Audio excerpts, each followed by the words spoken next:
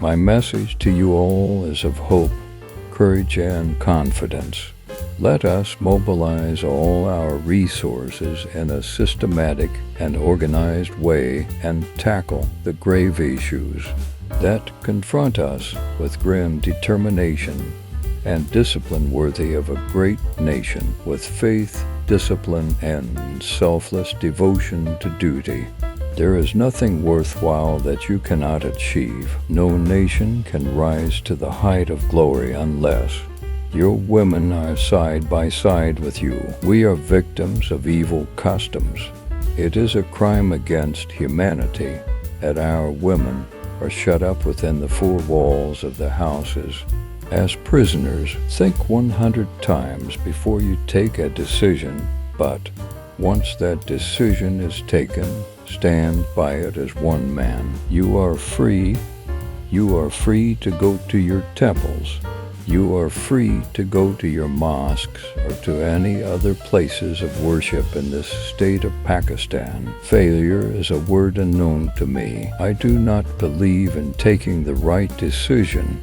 I take a decision and make it right. We should have a state in which we could live and breathe as free men, and which we could develop according to our own lights and culture, and where principles of Islamic social justice could find free play. The story of Pakistan, its struggle and its achievement, is the very story of great human ideals struggling to survive in the face of great odds and difficulties. There is no other way open to us but to bow before the will of Providence, whatever it may be. If we want to make this great state of Pakistan happy and prosperous, we should wholly and solely concentrate on the well-being of the people, and especially of the masses and the poor. Do not forget that the armed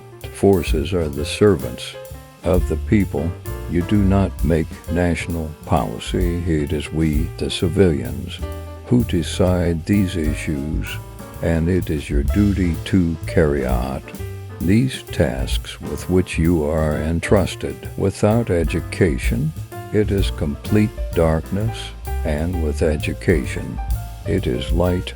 Education is a matter of life and death for our nation. I have nothing to do with this pseudo-religious approach that Gandhi is advocating. There are two powers in the world. One is the sword, and the other is the pen.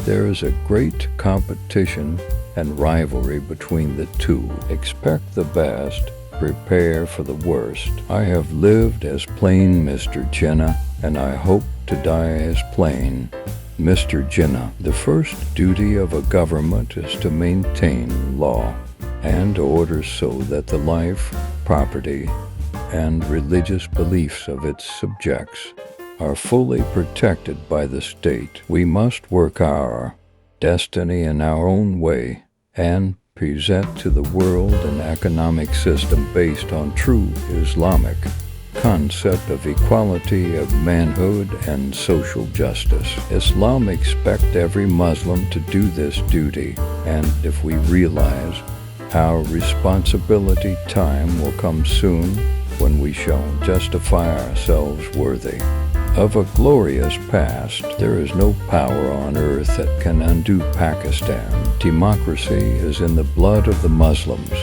who look upon complete equality of mankind and believe in fraternity, equality, and liberty. Our foreign policy is one of friendliness and goodwill towards all the nations of the world. We should have a state in which we could live and breathe as free men, and which we could develop according to our own lights and culture, and where principles of Islamic social justice could find free play. The foundations of your state have been laid, and it is now for you to build, and build as quickly and as well as you can. You have to stand guard over the development and maintenance of Islamic democracy, Islamic social justice, and the equality of manhood in your own native soil. Our object should be peace within and peace without.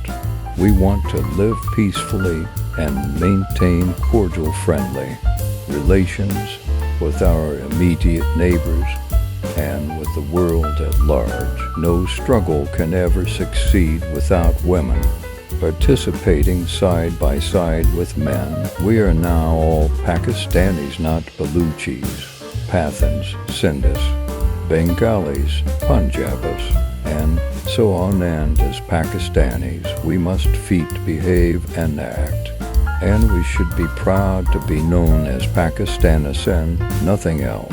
The story of Pakistan, its struggle and its achievement, is the very story of great human ideals struggling to survive in the face of great odds and difficulties. Pakistan not only means freedom and independence, but the Muslim ideology which has to be preserved, which has come to us as a precious gift and treasure. The great majority of us are Muslims.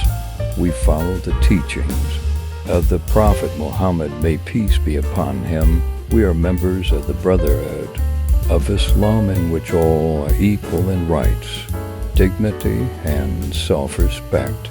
Consequently, we have a special and a very deep sense of unity. Islam stands for peace.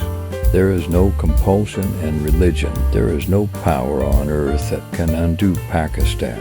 I have no doubt that with unity, faith, and discipline, we will compare with any nation of the world. You must make up your minds now. Pakistan is not going to be a theocratic state, to be ruled by priests with a divine mission. You are the architect of your own destiny. Thank you for watching, and we will see you again in the next video. Goodbye.